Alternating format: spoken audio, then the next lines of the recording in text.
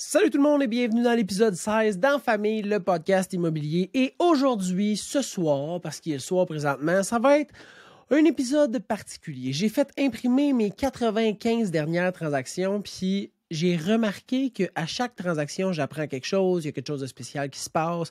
Puis là, j'aurais pu en parler de différentes façons, mais je me suis dit, pourquoi pas faire comme un épisode de podcast, puis je vais jaser le temps que j'ai besoin de jaser ou que j'ai le goût de jaser. On est vendredi soir, fait que je prends ça bien relax.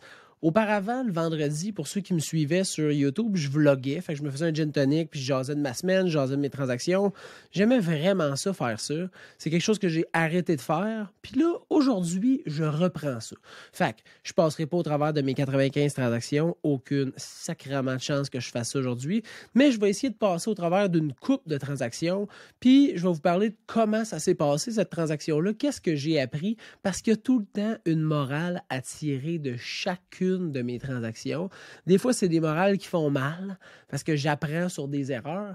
Des fois, c'est des choses qui se passent puis que je suis capable de le voir puis ça m'apprend quelque chose. Puis des fois, c'est juste fucking drôle puis ça vaut la peine d'en parler. Fait qu'on va juste passer au travers de mes transactions, de mes dernières transactions, puis on va en jaser. Je vous jase de ça. Fait que si vous n'avez pas le goût d'entendre ça, arrête-moi ça tout de suite puis passe à d'autres choses. Puis pour ceux qui ont envie de passer au travers avec moi, on va passer un petit moment ensemble puis je vous parle de ça. Et commençons tout de suite avec la rue principale. La rue principale à Saint-Amable, c'est du monde, on va dire c'est Nick qui m'a vu sur TikTok. Sacré TikTok. Je te dis, en 2022-2023, je sais pas combien de clients m'ont interpellé sur TikTok puis je les ai aidés dans leur projet, mais beaucoup plus que je pensais que j'allais en avoir avec cette plateforme-là. C'est incroyable. J'adore cette plateforme-là parce que ça me permet de connecter rapidement avec des gens. Puis eux, ils m'écoutent. Là, je fais 4, 5, 6, 7, 10 vidéos par jour des fois. Fait que eux autres, ça fait 300 fois qu'ils me voient. Puis après ça, ils m'appellent. Eux autres, ils me connaissent déjà. Moi, je les connais pas. Là. Ça me fait plaisir de les aider dans leur projet, mais je les connais pas. Eux autres, ils ont vraiment l'impression de me connaître. Puis ils me connaissent parce que si je parle de tout quand je suis sur TikTok, autant c'est le matin pendant que je suis en train de marcher avec mon chien qu'après une transaction. Fait qu'ils me voient dans plein de moments de mon année, de mes journées, de mes semaines. Puis Nick m'a appelé parce qu'il veut vendre son condo à Saint-Amable puis acheter une prochaine propriété avec sa conjointe. Fait que jase, parle, je dis oui, je peux assurément monter puis venir te donner des conseils home staging avant la mise en marché parce que c'est essentiel. T'sais. Je vais arriver, je vais te montrer les comparables, on va parler de prix, on va se donner un plan de match puis je vais t'aider. De toute façon, je monte à Venise en Québec dans pas long. Fait que je suis allé là-bas, donne les conseils home staging. De toute façon, c'était déjà vraiment bien préparé. Ça veut dire que c'était bien. Les matériaux, le design, la déco étaient super belle, mais il restait de la préparation pour que les gens rentrent, fassent comme « Oh yes, shit, ça c'est mon condo. » t'sais. Fait que j'ose de prix un peu, puis il y avait un prix stratégique dans lequel il fallait se positionner pour réussir à vendre la propriété puis faire une bonne préparation. Fait ils me suivent là-dedans, ils disent « Frank, écoute, c'est toi le professionnel, je te suis là-dedans, go for it. » On y va, on met le prix qu'il faut, on prépare la propriété, je remonte à Saint-Amable, je prends les photos, la vidéo de visite virtuelle, on met la pancarte, on met les boîtes à clés. Ça a pris 4 jours, je pense. 4 jours, 5 jours. On a eu 3 offres d'achat. On a eu plus que le prix demandé. Puis, on a eu ce qui s'attendait. Le stress dans cette transaction-là, c'est qu'ils ont vendu avant d'acheter. Fait que dans notre rencontre, là, il était même, ouais, là, tu trouves ça réalisable, réaliste qu'on trouve une autre propriété avant la date où on va perdre le condo. Puis là, j'étais de même. Moi, je suis franc puis je suis transparent. Fait que je l'ai dit, oui, mais c'est fucking short. Ça sera pas facile. C'est pas un projet que tu fais comme on a genre 12 mois, ça va être super facile. Non. On avait genre 3-4 mois. Mais il y avait un plan de match, un plan B qui était d'aller dans une place où il pouvait aller comme un in-between, un rebound entre les deux, une chance. Fait qu'on met le condo en vente, on a un offre d'achat accepté, les conditions se réalisent, puis là, pow! On commence les visites. Ça a pris une journée. On a trouvé une propriété, dépose un offre d'achat, on est 5 à déposer un offre d'achat, Fucking scénario dans lequel tu veux pas te trouver, là, en offre multiple. T'as vendu ta propriété, tu vas être à la rue bientôt, Puis là, tu te ramasses en offre multiple à 5. Fait que, encore là, c'est la même chose. Tu sais, les clients m'ont fait confiance puis ils m'ont dit, écoute, Frank, c'est toi l'expert. Combien tu penses que la propriété va sortir? C'est quoi les conditions qui sont les plus favorables pour une acceptation? Puis ils ont comme fait, go, man. On te fait confiance. Là, là. Fait qu'on, j'ai quand même dit, moi, je rédige jamais d'offre d'achat en sortant de la visite. Mais on avait comme 4 heures pour la rédiger. Fait que je dis, écoute, moi, je retourne à Sherbrooke. Quand j'arrive à Sherbrooke, je vous appelle, puis on regarde voir qu'est-ce qu'on fait. T'sais. Puis ils ont suivi mes conseils et bingo! Offre d'achat acceptée. Je les ai référés à un spécialiste hypothécaire que je connais, qui est excellent, Fred Turcotte de la BMO. J'en parle souvent, mais il est tellement magique que ça vaut la peine que son nom se propage partout sur les réseaux sociaux. Et voilà! Une histoire qui est sur le point d'être conclue. En tout cas, le condo, c'est fait. Là, il reste juste l'achat de la nouvelle propriété qui est en cours présentement. Des gens qui m'ont fait confiance parce qu'ils m'ont vu sur les réseaux sociaux. J'ai réussi à délivrer la marchandise. J'ai réussi à les aider. Eux ont pris les bonnes décisions pour réaliser le plein potentiel de leur projet. Puis on est capable de faire ça ensemble. Je trouve ça magique. Puis je trouve ça magique encore plus que ça soit par TikTok que ces gens-là m'aient trouvé. Sacré TikTok, man. Ça me fera toujours fucking rire. La rue Short à Sherbrooke. Un duplex. On visite. On visite, c'est comme... tu sais, c'est mon client, là, on va dire mon couple de clients, là, c'est un couple de clients qui cherche un projet. Là, tu sais, là, c'est pas un clé en main qui cherche. Ça veut dire un clé en main, probablement que ça le ferait chier parce qu'il pourrait rien faire. Fait que, tu sais, il cherche un projet, une place pour bisouner, un loyer pour habiter, un autre loyer pour avoir un locataire, de l'optimisation à faire dans le bloc, tu sais. Fait qu'on visite, ça fait... Il me semble que ça fait comme 1 an qu'il est en vente. Là, il y a un rapport d'inspection quand même lourd, mais toutes des choses qu'il sait. C'est pas des trucs qu'il découvre après avoir acheté. Il sait, on le lit dans le rapport, on le voit là-bas, puis on est comme fuck. On a lu le rapport avant de se déplacer, on arrive là, c'est moins pire qu'on pensait. Ça commence vraiment bien. T'sais. Sort de la visite, on prend le temps d'y penser. Mon client fait comme je vais y penser, je te reviens. Il me revient, hey, on aimerait ça déposer un offre. Je regarde sur Internet, c'est le bloc qui est rendu hors marché. Fait qu'on peut plus déposer d'offres. Fait que là, j'appelle le courtier, ça répond pas. Là, je suis même, what the fuck, man? Qu'est-ce qui se passe? Finalement, le courtier était malade pendant la transition de genre la date d'expiration du contrat, puis où ce qui était supposé de signer l'extension de délai de son contrat. Réussit à le rejoindre, réussit à rédiger une offre d'achat. On rédige l'offre d'achat. Puis là, on envoie l'offre d'achat à 2 courtiers, à vrai dire un spécialiste hypothécaire puis un courtier hypothécaire. Le spécialiste hypothécaire, on a réussi à avoir l'acceptation en 5 jours, je pense. Malheureusement, le courtier hypothécaire, puis c'est no diss, là, tu sais, là, il n'y a vraiment pas, je mets pas personne sur le hotspot, mais 16 jours après, il était encore à travailler à avoir des documents pour obtenir le financement, là, tu sais, là, puis il était même, ouais, on aurait peut-être besoin d'une inspection, on aurait peut-être besoin de ça. J'étais même, man, tu sais, on a déjà tout levé les conditions, la pancarte vendue est mise, le bloc est retiré du marché, là, tu sais, là, c'est d'avoir la bonne personne pour aider à finaliser les transactions, là, c'est quelque chose d'essentiel. Ça fait toute la différence dans un dossier. Puis tu vois, dans ce dossier-là, ça a fait toute la différence. Ça faisait plusieurs offres d'achat qu'on faisait sur plusieurs immeubles différents. Pas que mon client était tanné parce que c'est vraiment un gars qui est groundé, puis un couple, on va dire, qui est groundé, puis qui a une vision, puis qui a le goût de réaliser son projet. Mais après 2, 3, 4 offres d'achat refusées, ça fait fucking chier. T'sais. Fait que là, on avait une offre d'achat acceptée, il ne fallait pas l'échapper, puis on avait la bonne personne pour réaliser notre hypothèque. On a été chanceux. On était avec Fred. Fait on a réussi à avoir ça rapidement. Puis mon couple de clients était vraiment, vraiment satisfait de réaliser ces conditions. Puis en plus, on les a réalisées en toute connaissance de cause, puis vraiment rapidement parce qu'on avait déjà les baux en main, on avait déjà le certificat de localisation, on avait déjà le rapport d'inspection. Fait qu'il manquait juste à obtenir le financement. Ça a été une transaction qui a été, somme toute, relativement assez facile, qui s'est bien passée. Puis mon client a enfin réussi à réaliser ses conditions et son projet. Ça, c'est cool. La rue Roméo-Lacroix à Sherbrooke, ça, ça a été tout qu'un projet. La cliente m'a appelé genre... Là, je ne vais pas pouvoir rentrer dans les détails, mais elle m'a appelé en octobre pour avoir des conseils légaux. C'est un bigénérationnel. Elle ne pouvait pas le vendre tout de suite. Il y avait des gens sur les lieux, mais il n'était pas sur les lieux. Il fallait qu'elle reprenne contrôle de l'immeuble. Tu sais, fuck, man, c'était un dossier qui commençait là, sur les chapeaux de roue. Puis là, elle me dit, écoute, Frank, je veux vraiment travailler avec toi, mais pour l'instant, je ne peux pas le vendre. Veux-tu venir quand même l'évaluer? Je fais, ben oui, je vais venir l'évaluer, ça va me faire plaisir. Là, c'est à genre 12 minutes de chez nous. Je me déplace, on regarde ça, parfait. J'ai les infos. Quand tu vas être prête, fais-moi signe, on refait l'éval, puis on met ça en ligne. Fait qu'elle me rappelle, au mois de février, quand même, il y a un long délai qui s'est passé. Tu comprends qu'il y a eu des procédures là, importantes qui se sont prises. Là.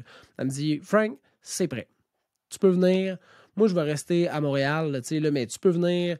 Je te donne le code à porte. Va prendre les photos, va prendre les vidéos, refais ton éval, prépare-moi ça, on met ça en vente. Là, fait que je fais tout le kit, je reviens, puis là, je dis, écoute, on va mettre ça à 350 000. Puis là, elle dit, hey, c'est pas un peu bas. Je dis, ben, tu sais, j'ai regardé les comparables. Les prix affichage, les prix affichés, c'était 350 000. Les prix de vente, par contre, étaient quand même supérieurs à 350 000. Puis j'ai l'impression qu'on est capable actuellement dans le marché de reproduire le même scénario. T'sais. Tu me fais-tu confiance? Elle dit, Frank, je te fais confiance. Go for it. C'est ton métier. Moi, je connais rien là-dedans. Si tu me dis que c'est ça, je te suis. Ça, là, c'est tellement une belle marque de confiance parce que c'est pas genre, ouais, moi, j'ai besoin de temps ou moi, je pense que ça vaut tant ou mon beau-frère m'a dit que ça valait tant. C'est genre, hey, c'est toi l'expert. Je t'engage puis je te fais confiance pour ça. Puis là, à toutes les fois que quelqu'un me dit ça, je suis même, fuck, man. Go. On va rocker le shit. Là. Tu me donnes tous les outils pour que je réussisse à exploser ton projet. Là. Fait que bref, prends les photos, prends la vidéo de visite virtuelle, signe le contrat, mets la pancarte, mets la boîte à clés, start les visites. 25 visites en 4 jours. 25 visites, on a eu 8 offres d'achat. T'sais. Qu'est-ce qui a fait la différence dans ce dossier-là? Ben, c'est qu'on l'a affiché à la bonne place, au bon prix. Puis ça, pour les gens sur TikTok, là, j'en avais parlé, j'avais fait une couple de vidéos, puis les gens ils disaient « Ouais, c'est le prix, ouais, c'est ci, ouais, c'est ça ». On l'a affiché sur Centris. Fait qu'il y a des milliers de professionnels avec des acheteurs qui ont décidé de venir visiter cette propriété-là parce qu'ils l'ont montré à leur acheteur. Là, il n'y a pas eu des milliers de visites, c'est pas ça. Mais il y a eu des milliers de professionnels au Québec. Je pense qu'on est comme 16 milliers de courtiers, 16 000 courtiers à travailler avec des acheteurs qui ont des alertes automatiques. Fait qu'il y a eu full de monde qui ont vu cette propriété-là, qui a fait qu'il y a eu beaucoup de visites. Puis étant donné que le bien immobilier était bien pricé, ben on a eu beaucoup d'offres d'achat. Tu sais, il n'y a pas de recette miracle dans l'immobilier. Là. Quand tu es au bon prix, que tu as une bonne mise en marché, puis que tu es à la bonne place, normalement, là, ça devrait déjà fucking bien aller. Là, il y a plein de tweaks que tu es capable de faire, plein de choses que tu es capable de changer, mais majoritairement, le gros de la job, là, il est dans le prix puis dans la mise en marché. Puis là, par mise en marché, je veux dire où est-ce que tu es mis en marché, le visuel de ta mise en marché, le contenu de ta mise en marché, mais ça reste que c'est le marketing autour de la propriété. T'sais. Fait quoi, 8 offres d'achat, on a réalisé plus que le prix demandé. On a eu une vente super rapide, puis on a eu une collaboratrice dans le dossier, une courtière, Karel Gendron, qui a réalisé les conditions excessivement rapidement. Puis c'est pas parce qu'il n'y avait pas de conditions, c'est juste parce que la courtière était sharp, était rapide, elle savait où qu'elle s'en allait. Clairement qu'elle a bien briefé son client. Ça a été une transaction magique. Merci beaucoup. Puis c'est ça, la collaboration entre courtiers. On apprend à se faire confiance entre professionnels quand on a des transactions ensemble. Et cette personne-là, 100% confiance, qui était capable de réaliser les conditions rapidement, puis de bien préparer son client. Fait que je suis vraiment content qu'on ait eu la chance de faire affaire avec elle. Et encore là, une cliente contente. Puis là, vous allez remarquer, c'est juste des transactions qui se sont bien passées ou des transactions qui ont réussi. Je vous parlerai probablement pas des transactions d'échecs parce que, à la limite, si j'en vois dans le tas, j'en parlerai, mais ça va majoritairement être des transactions le fun. Moi, j'utilise cette vidéo-là là, pour me faire plaisir aussi, là, pour vous donner, vous parler des transactions, vous donner du contenu, des trucs, des choses à éviter, des choses à faire, mais ultimement, ce genre de podcast-là ou de vlog, c'est un peu égocentrique.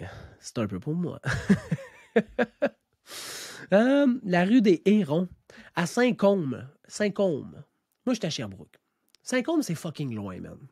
C'est trop loin. C'est trop loin. Mais les clients m'ont vu, deux frères, puis ils m'ont vu sur TikTok, puis ils ont dit « Hey Frank, on voit que tu as des chalets, on voit que t'es courtier immobilier, tu as l'air de triper.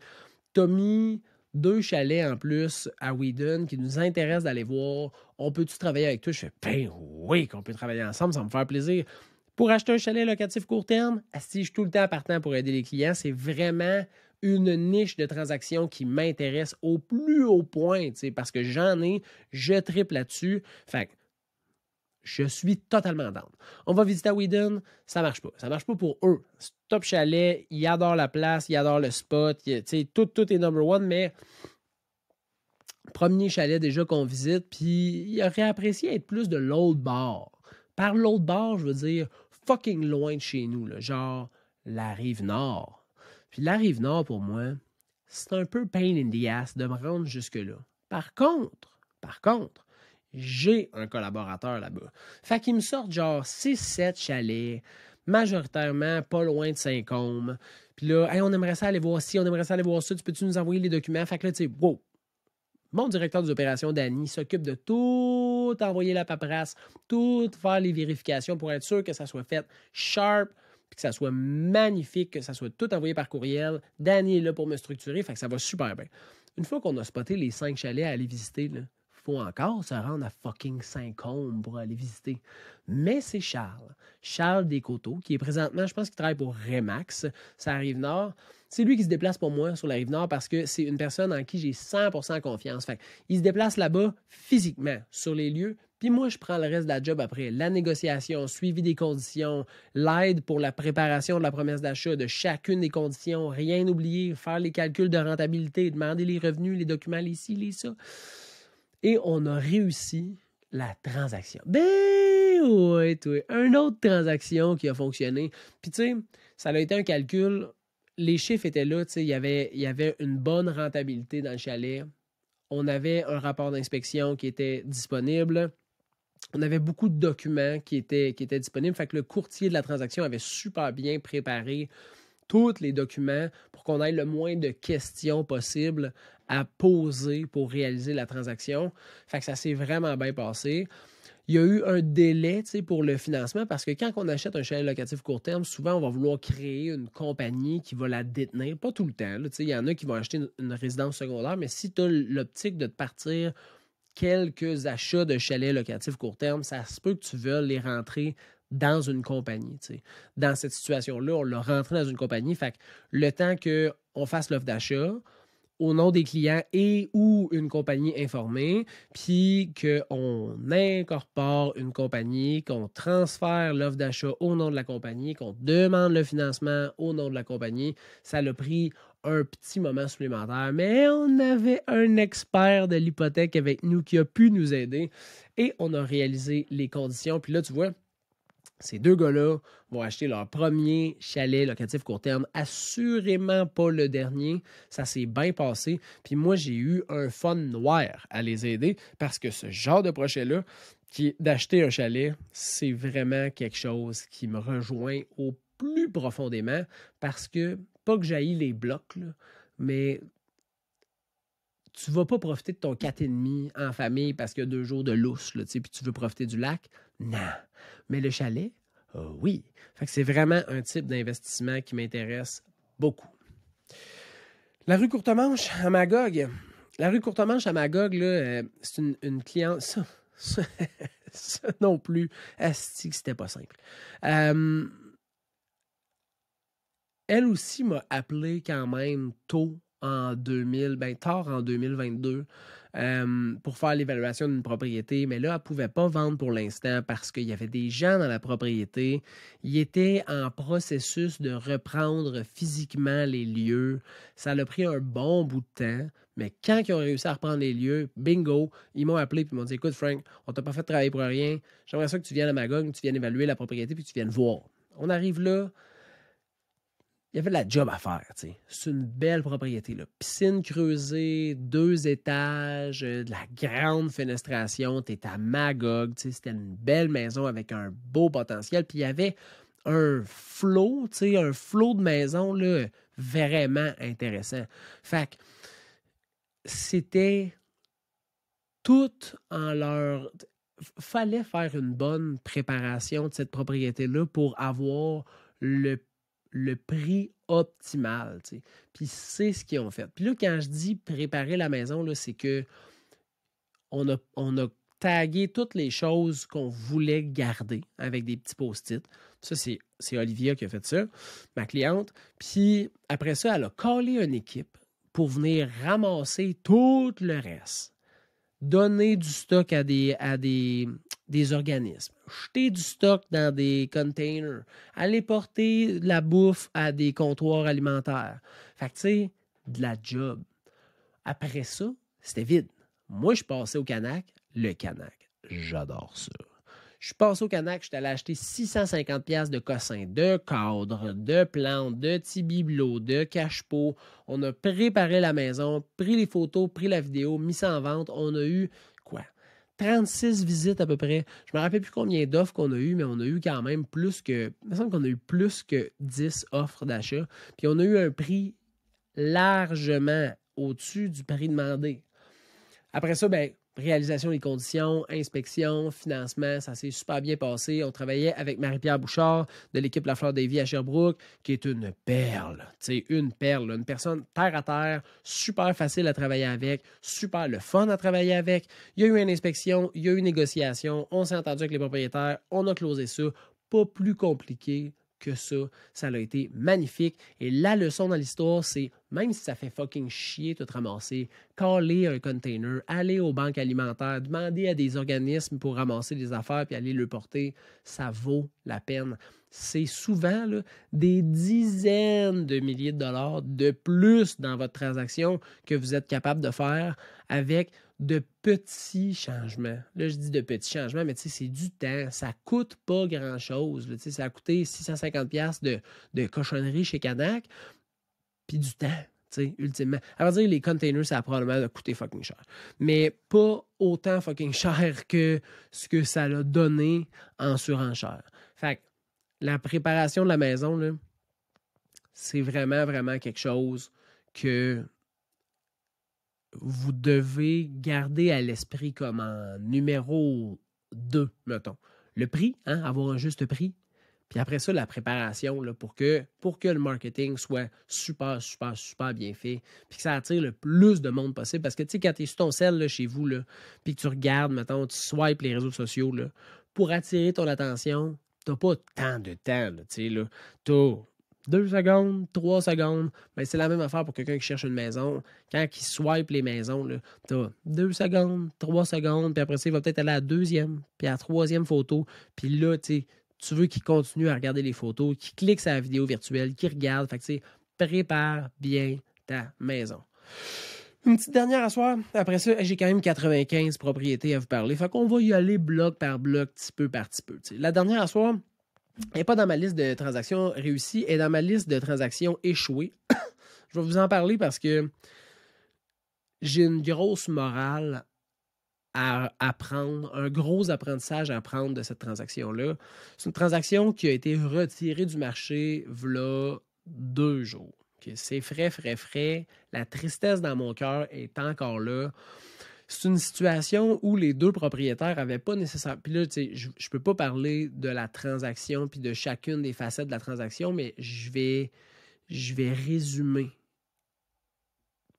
pour pouvoir mettre au moins là, un cadre dans cette transaction-là pour que vous compreniez un peu les raisons qui ont motivé mes décisions. Les deux propriétaires n'avaient pas nécessairement les mêmes intérêts dans cette transaction-là. Puis ma communication a été majoritairement avec un des deux propriétaires. Le prix le plus élevé possible, c'était un enjeu dans la transaction. C'était une propriété qui était relativement assez, pas over luxe, là, mais c'était pas une propriété de 300 000. Là, on était dans une belle grande propriété bien située. On l'a mis en marché, on a eu, somme toute, un peu de trafic. Majoritairement, les commentaires, c'était que les matériaux de finition fonctionnaient moins avec le prix, pas de coup de cœur, le terrain qui était comme plus ou moins utilisable. Pourtant, le terrain, il est insane. Là, là, c'est magnifique comme terrain. Puis la propriété est vraiment bien construite. Une solide maison là, avec des pièces, puis des dimensions, puis un flot de maison qui est vraiment intéressant. Mais malheureusement, les commentaires ne reflétaient pas vraiment la beauté de la patente. Là. Fait que là, j'avais deux choix. T'sais. Sachant que le prix était excessivement important puis qu'on avait déjà fait une baisse de prix de 50 000, j'avais deux choix. Ou bien, je continuais comme ça, puis check bien ça. À vrai dire, j'aurais dû mettre mes pieds sur la table et dire, man, ça se vend pas. Fait que là, on a deux choix. Ou bien ça reste de même, puis ça reste sur le marché, puis ça se vend fucking pas. Ou bien on fait quelque chose, voici la stratégie que je vous propose. T'sais. J'ai pas assez communiqué, puis j'ai pas assez probablement été proactif dans la transaction, puis c'est ce qui m'a été reproché. Puis j'aurais dû juste comme dire, hey, là, il faut faire quelque chose, ou bien c'est correct, mais ça sera votre décision. T'sais. Puis j'ai pas fait ça. Puis la personne, une des deux propriétaires m'a appelé, puis elle m'a dit, écoute, le voyage est terminé, on va changer de courtier. J'aurais aimé ça que tu nous pousses plus, que tu nous donnes des options, que tu. Pourtant, j'ai fait des visites libres, mais regarde, c'est de ma faute. Je ne l'ai pas fait à temps, je ne l'ai pas fait assez tôt, puis je ne l'ai pas fait assez souvent. Totalement de ma faute. La morale dans cette histoire-là que je garde, c'est que, il faut que j'aie une communication toujours avec les deux propriétaires au même moment. Deuxièmement, sans dire... En tout cas, moi, si vous ne faites pas ça, c'est pas de ma faute si jamais ça se vend pas, mais de dire... Présentement, actuellement, voici les statistiques de la propriété, voici la stratégie que je vous propose. Je pense que ça va avoir ça comme impact. À partir de là, c'est à vous à décider. Je vous suis dans votre décision, mais si on veut plus de mouvement, puis on veut réaliser la transaction, j'ai vraiment l'impression qu'on devrait aller de l'avant avec la stratégie que je vous propose. Fait que la prochaine fois, puis j'ai déjà mis les procédures en place pour plus que ça arrive parce que ça me fait fucking chier d'échouer puis de me dire j'aurais pu faire plus. Ça, là, ça me fait fucking chier. Quelqu'un qui m'appelle et qui me cancelle le contrat, puis je fais comme, man, j'ai tout fait. J'aurais pas pu faire plus.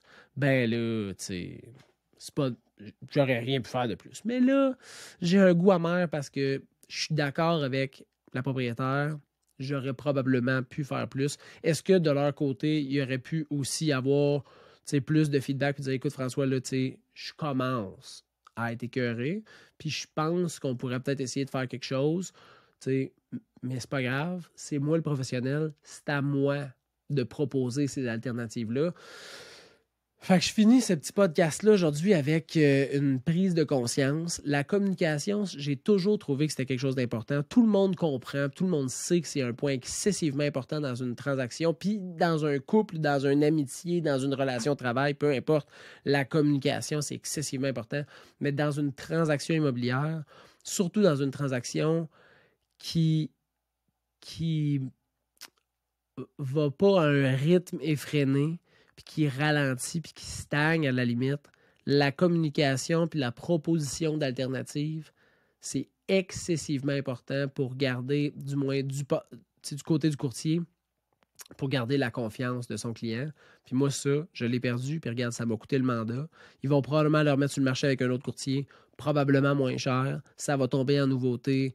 Tout va être comme enligné pour que ça fonctionne. Cette personne va pogner le glory, puis va réussir à vendre, puis va être là comme un pieux chevalier. Puis je suis bien content pour lui parce que je l'aurais mérité si j'avais pas fait cette erreur-là, mais malheureusement, je l'ai faite et ça m'a coûté la transaction. Fait que 6 transactions aujourd'hui, je vais essayer de faire ça le plus régulièrement possible parce que j'ai quand même 95 transactions à passer au travers si je veux vous parler de toutes les transactions. Si vous avez vraiment pas aimé ça, ce contenu-là, vous pouvez me le dire. Je me ferai pas plaisir à passer au travers des 95 transactions et de tous ceux qui s'en viennent aussi que je vais pouvoir vous parler. Mais si vous avez aimé ça, vous pouvez aller mettre un commentaire avec une note 5 étoiles si jamais vous êtes en balado. Si vous êtes sur YouTube, vous pouvez vous abonner à ma chaîne. Si vous êtes sur TikTok, sur Instagram, sur Facebook, vous pouvez mettre des likes, vous pouvez me suivre. Ça va me faire plaisir et ça va aider l'algorithme à ce qu'il y ait le plus de monde possible me voit. Puis ça, là, pour mon ego, ça fait bien du bien. Mais c'est aussi que je peux passer tous mes messages, tous mes conseils, puis vous aider à réussir le plein potentiel de votre transaction immobilière. Et ça, C'est mon unique mission. Je vous souhaite une super bonne soirée, journée, matin, semaine, peu importe c'est quand tu écoutes ça. Et on se revoit très bientôt. Ciao!